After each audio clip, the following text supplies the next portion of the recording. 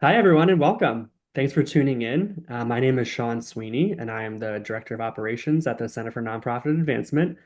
At the center, we're really excited to have recently wrapped up another year of our Board Leadership Award competition.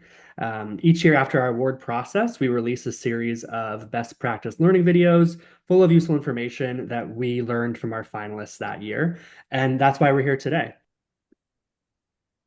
And yeah, before we jump into the topic for today's video, I would first like to pass to Anne Schrantz with Cohn Resnick, the presenting sponsor of the award. Anne, over to you. Great. Thank you so much, Sean. Thank you very much for attending today's session. As Sean mentioned, my name is Ann Schrantz. I'm a director with Cohn Resnick, which is a national advisory and accounting practice. We're located here in the Washington area, but we're also located around the country and really specialize in working with nonprofits. And probably about 12 or 13 years ago, we partnered with the Center for Nonprofit Advancement in their goal to celebrate board governance. And as auditors and tax professionals, we felt that that was a great thing to champion and to celebrate. So really, can express our appreciation for the work that the center does and the selection committee and everyone associated with the award. And today, very happy to have Katrina Owens from DC Scores, which is one of our honorable mention award winners this year, to share some insights with you today. So I will turn it over to Sean and to Katrina. Thank you. Great. Thanks so much, Anne. And of course, thank you to Cohn Resnick for your sponsorship of the award. Great. Okay, so let's jump in. Well, like Anne said, we're here with Katrina from DC Scores, the executive director. And first of all, congratulations, Katrina, again on being one of our honorable mentions this year, to you and your team. So the purpose of today's video is I wanted to talk to DC Scores about a couple of things that came up during the process that we think will be super helpful for anyone viewing. So we're going to start with just a discussion about their innovative board recruitment process, which is really specifically around fundraising. We know that fundraising can be pretty daunting sometimes for new or more experienced board members. So we're going to talk about that a little bit. We'll also discuss their use of advisory councils, in addition to their, like normal board members. And finally, professional development for their board members, something that is maybe not always a top priority for boards, but should be. So yeah, let's get into it. Thanks again for joining us, Katrina.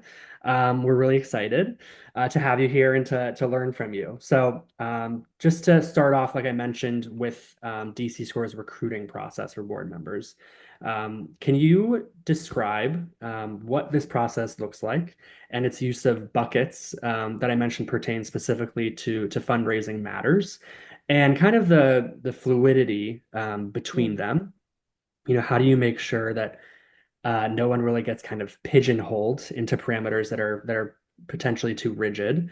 And yeah, I think this is going to be especially useful because I know that fundraising is a hot button issue with kind of all board members of all types of experience level. So thanks, Katrina. Well, thanks, Sean, and thanks to the center for having me today, but also for the honorable mention. We've been really intentional about our board makeup and the engagement of our board, in particular, over the last 10 years. And so the board pipeline and who's coming onto our board has really been a big part of that, which is what your initial question is about. So our board, nonprofit boards look different. Our board has between 22 to 26 members every single year, and we have term limits. So 3-year terms, most board members do 2 terms. They can do 3.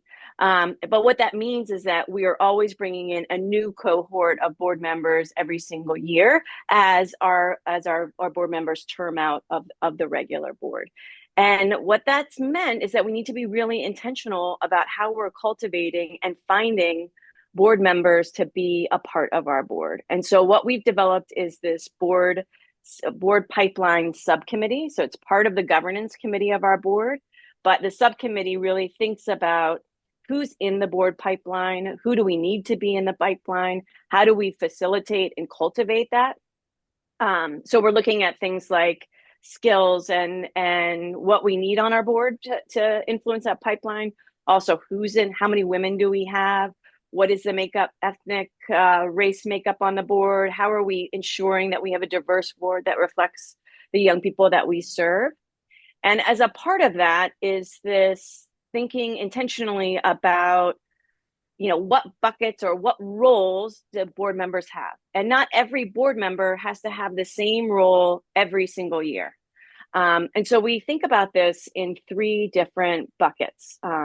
Strategic leaders, who are, so every board member is expected to donate to the organization, but strategic leaders spend more of their time doing the board work than maybe some other board members. So they're still every board member is doing board work, being an ambassador for the organization, and helping us fundraise. But at different points in time, each board member may be involved in more of one of those buckets than others. So for the strategic leaders, they're really doing the work of the committees. They're leading that work for us. They're leading the board pipeline work.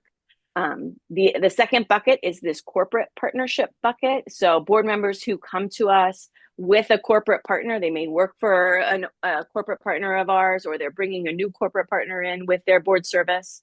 So they may do a little bit less board work, more ambassador work, and certainly more fundraising work. And then the third bucket is our major fundraisers. So bringing in over $250,000 to the organization. And they may do less board work and a little bit less ambassador work, but significantly more fundraising work. And for example, one example of this is we have a board member who helps run one of our largest fundraising events, and that's really his focus for the entire year. Now, not everybody fits into each bucket at each moment in time really neatly, right? So we want to be intentional about using this language with board members so everybody can fit into different spaces and we can celebrate the contributions that every board member is making. But certainly at different moments in time, maybe somebody has more time on their hands, and so they're doing significantly more board work than they had time to do last year. Or someone, has a new connection who was able to raise significantly more dollars for us than they were the year before. So depending on the scope and the ability for our board, we're having that annual conversation with our board members about where they will lean in that year and how they will be supporting the organization in that moment in time. Great. Yeah, thank you. And I think that one thing the committee came away from was that this is such an innovative kind of pipeline and like recruitment process. And I remember thinking or hearing in a committee meeting about kind of there was a worry that, these buckets are so clear, which is, hard to do and important to do to clarify them. But like, what happens if somebody can't fill a certain spot that year? Yeah. But yeah, from what you've said, it's you have those to kind of start off with, but then you can move between them, and it depends on kind of what you can focus on that year, what time limit constraints you have. So I just wanted to make sure to highlight this because I think it is a potentially hugely replicable, it's a hard word to say, thing that other nonprofits can think about doing as well. So thanks for explaining that, Katrina. I also really like it because it allows us to celebrate the different roles that each board member plays at different moments in time, instead of just focusing on every board member doing the same thing at every moment in time.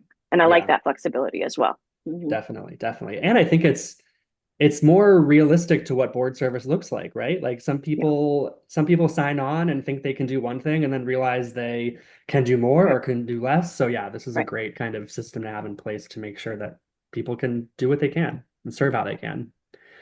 Great. Okay. So moving on to kind of a more structural piece of your board.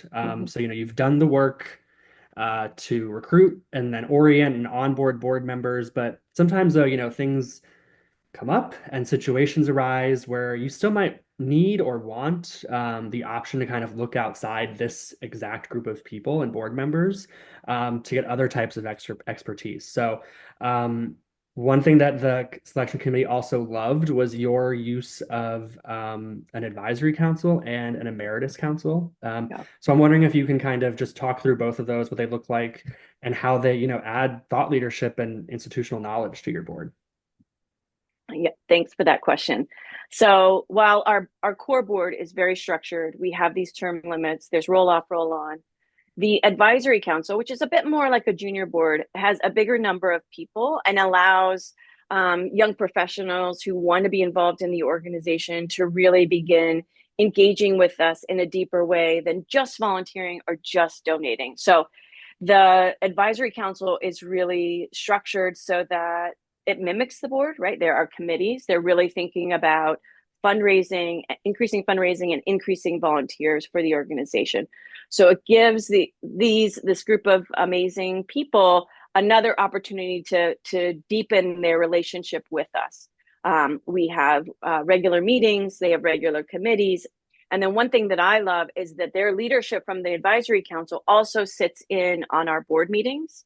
And so there's deliberate, intentional connection between that advisory council and the board, and that communication back and forth. The other thing that I love is a lot of times on our board, we'll have, like a corporate representation, and there may be a senior partner on the board and another employee in the organization in that company on our advisory council. And together they make a really nice team to deepen that authentic, intentional partnership with that company. So I like that opportunity as well. And then certainly we've had some advisory council members who have then shared their desire to join our full board and have joined our full board, which we love. So it's an intentional community supporting the organization, and really they get the insight on what's happening and help us make strategic decisions about how to engage more people and volunteers. How do we increase fundraising in different ways? And they've been really a great support structure to the organization. On the other side, we've had such amazing board members for our whole 31-year history on our regular board. But as I mentioned, we have term limits. So they're going to term out, right? But their strategic advice to the organization is invaluable. And so we developed the Emeritus Council. So for board members who roll off or term out of our board, they may choose to join our Emeritus Council. And our Emeritus Council is really a strategic thought group. They help support us in different ways. We update the entire group twice a year on kind of big decisions that we're trying to make. And then in smaller groups, they support us with other kind of strategic decisions that we're making. So they've been great thought partners to us. I love the group because we have our founding board chairs in that group. So it's every era of DC Scores history is really represented and makes up for a powerful thought partner group for me, for our management team, and for our current board. And so it's fun. But I love the ability for all three groups. And all three of those groups actually receive a Monday email from us every Monday with kind of updates celebrating something that happened, a share out and ask for how they could engage or support us, and then pertinent dates. So all of them are also receiving communication from us every single week. Awesome. I guess one clarifying question I have is, do the members of the advisory council and the emeritus council have kind of full voting rights as board members, or no? No, they're Okay. not fiduciary. They don't have a fiduciary responsibility, and they don't have voting rights. Mm-hmm. Great. Mm-hmm. Sounds good. Okay, well, thanks for that, Katrina.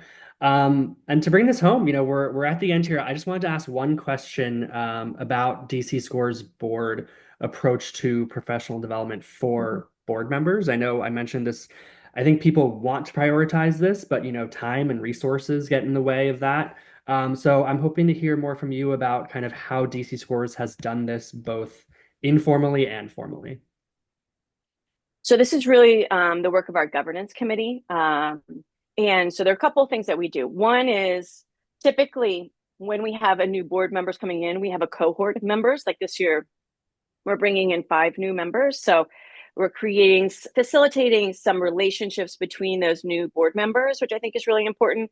We also do a new board member orientation that's led by the governance committee before their term starts. So it helps begin to create those relationships between new board members, but also between the governance committee and the new board cohort. After board members come on in their first year, we create something that's called a board buddy. So a connection to new board members, someone who's been on the board, who will take them out to coffee, who will say, hey, do you have a question about how do you access this document, or why is this meeting at this time, or something to help them navigate their role onto the board. And that is through the board buddy that just has an extra touch outside of the governance committee with new board members. So those are some things we do to kind of help facilitate entrance onto the board. And then certainly the governance committee surveys board members around their board experience. So we get some data back around what board members would like more education about, or something that they would like us to focus on for the next year. And so that's helpful data that we collect. And then every board meeting, April board meeting, is dedicated to the professional development of the board. And so the governance committee is thinking about what is it that our board members need or want to see more engagement in during this time. This year, we did some more training around conflict of interest and thinking about our partnerships and how do we, toe those lines between conflict of interest but supporting the organization. In the past, we've done professional developments on how to read nonprofit financial documents. We've done PDs on racial equity training. And so really it's about thinking about what our board members need at this moment in time and dedicating that board meeting, a portion of that board meeting, to that PD. So otherwise we're not thinking about it, right? So because we know that April board meeting is coming, it helps us always be thinking about what is it that we're going to engage in at that time and what would be useful for our members. That's great. Yeah, because I know that board service can be kind of you join a board because you love the mission of the organization, but Right. also, I mean, to be honest about it too, board members are probably looking for uh to certain goals and certain things they want to pick up along the way. And so it's good to kind of keep that in mind because I think people are always kind of trying to learn. And Yeah. if you can Yeah. support that, then that's amazing. Yeah, and the board really has a wealth of knowledge to share with each other, right? Our staff and the board and so creating really opportunities for that engagement and learning can be really powerful. Yeah, definitely. Well, awesome. Thank you so much, Katrina, for joining us today. Really appreciate your time. And congratulations again on being one of our honorable mentions this year. I'll just mention to everyone watching at home, this is, of course, one of 3 videos from this year's award process. So please make sure to keep an eye out for the other 2. But yeah, again, thank you so much, Katrina. Really appreciate it. And thank you, everyone, for watching. Thank you.